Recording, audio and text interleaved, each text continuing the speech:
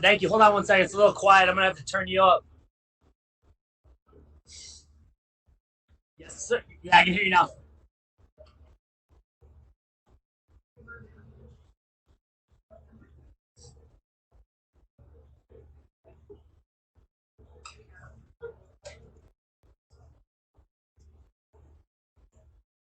Yeah, we knew he was going to be super explosive, especially in the first round. And I could have done a better job weathering the storm, but I think it made it a little more exciting. He's very dangerous. He's got a lot of knockouts, and when he was on top and I was moving around, I was just making sure he didn't land anything clean, or catch me. So we knew he was going to come out and aggressive, but I've weathered the storm before, and I was lucky to come back and put the pace back on him too.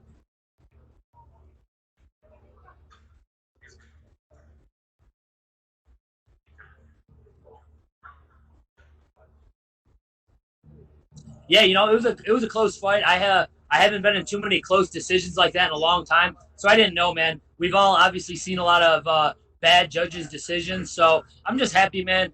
A lot of the media people think I won the fight. I felt I won the fight. I definitely won the third round. I really feel like I won the second too. I felt like I was closer to submitting him and beating him. So it is what it is. I'm happy with the win, and we're gonna go home with the win. So I'm happy.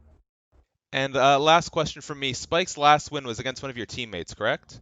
Yes, sir. So how did it feel to get that one back and sort of avenge that loss for your partner? It was good, man. Alon's a grown man. He didn't need me to get this win back for him.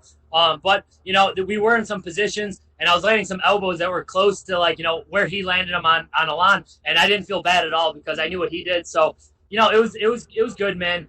Spike's a tough guy, and he was talking a lot of smack going into this fight. He told people it was going to be a massacre, and maybe he'll learn from that, and I think we'll both become better from this fight. For sure, man. Congratulations and hope you get to rest following that crazy fight. Thanks, man. We'll go next to Jim Barcelone with Miami Herald. Your line is open. Congrats, Billy. Awesome fight with you two tonight. It's interesting that he had said that. He said it's going to be a massacre. He's coming out. When you're going into a fight, do you listen to a lot of that as far as when it comes time to preparation? Or is that just a lot of talk too, and you do take it into account, you don't take it into account? He really did do what he was wanting to do. He came out really fast, really aggressive, wanted to take you out early, and you weathered the storm. Yeah, yeah.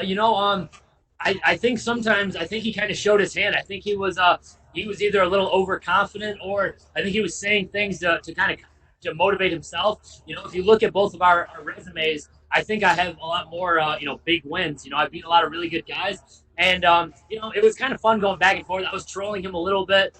He wore his little mask, and I called him a clown, and he was talking smack. And it's a fight. I knew we were gonna fight anyway, so why not?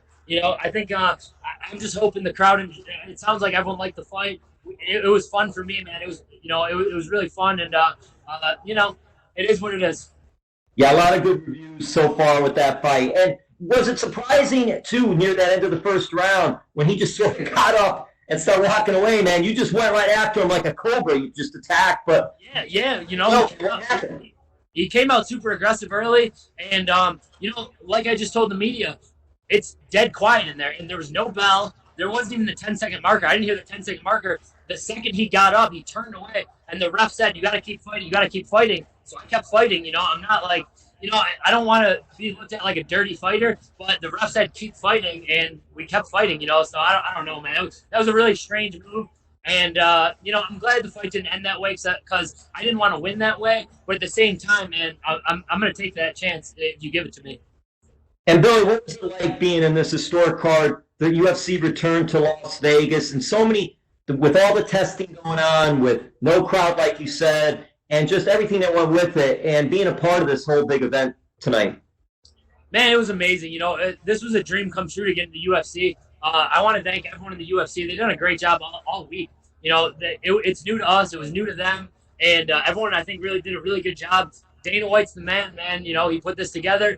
They gave me a good opportunity on the main card. And I did what I can, man. I tried to put on an exciting fight. I grew up watching ESPN and Sports Center. So this is a dream come true, man. I'm just soaking it all in. But at the end of the day, I know I got to get better, man. I will get better. I promise that. And lastly, for me, how does this put Tampa on the map, Billy?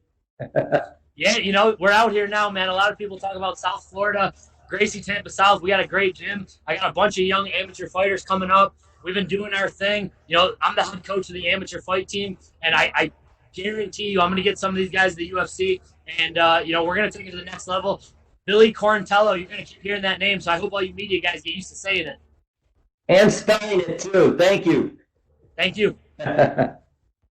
We'll take our final question from Rodney Edgar with Cage Side Press. Your line is open.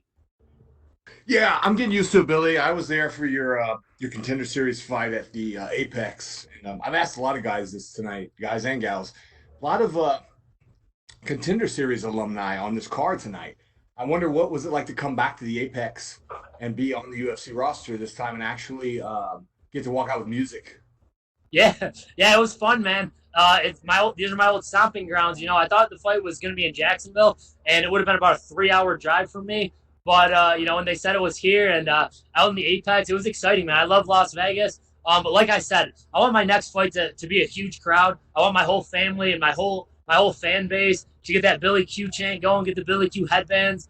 And I want to be on the main card again, man. I think I deserved it, or I think I earned it. I'm hoping so. And, 2-0 in the UFC now. I've won my last 7 fights. And we're just going to keep things rolling, baby. Yeah, I remember now. I remember your Contender Series fight. You had a huge crowd. One of the bigger ones of the season.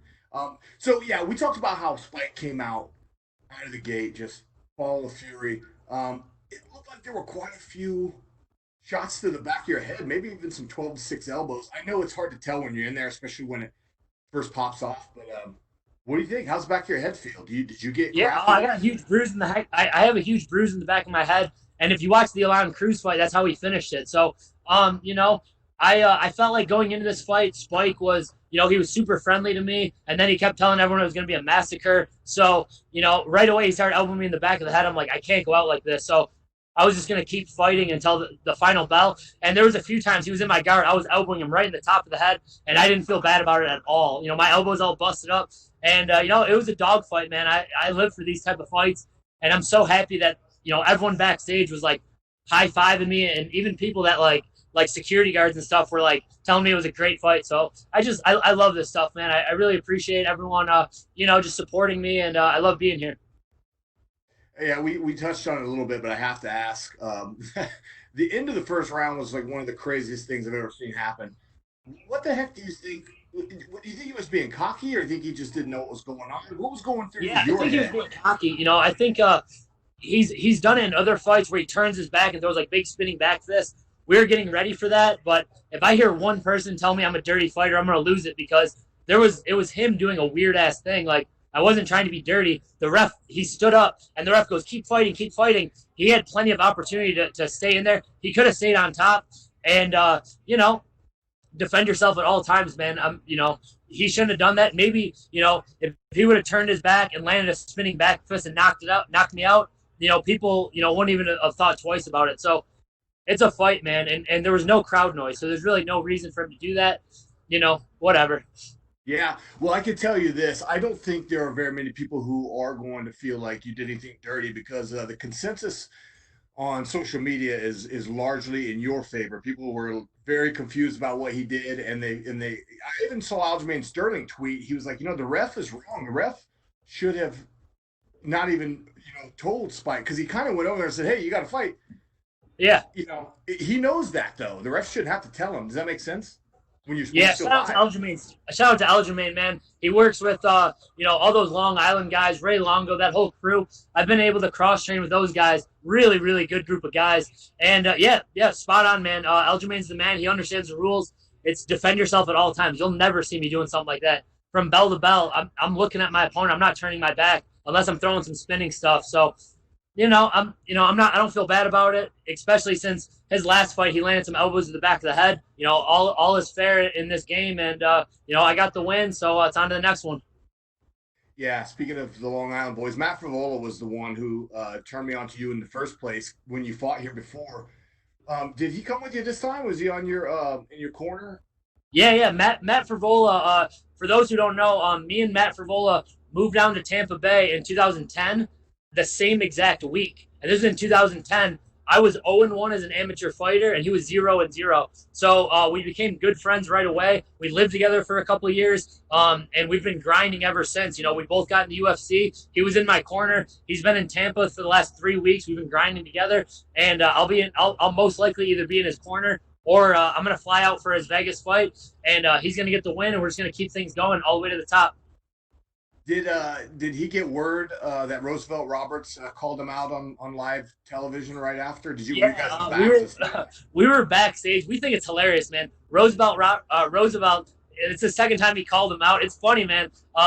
We want Roosevelt to get his name a little bigger. He got a big win tonight. I'm pretty sure. I know Matt's going to get that win in a few weeks. And I'm happy for him. They're gonna hype that fight up a little bit, and he's gonna get. Roosevelt better be careful. Be careful what you wish for, man, because Matt's a tough dude. You're the man, Billy. Thank you. All right, guys, take care. Appreciate you. All right, thanks, Billy. You are good to go. All right, take care, guys.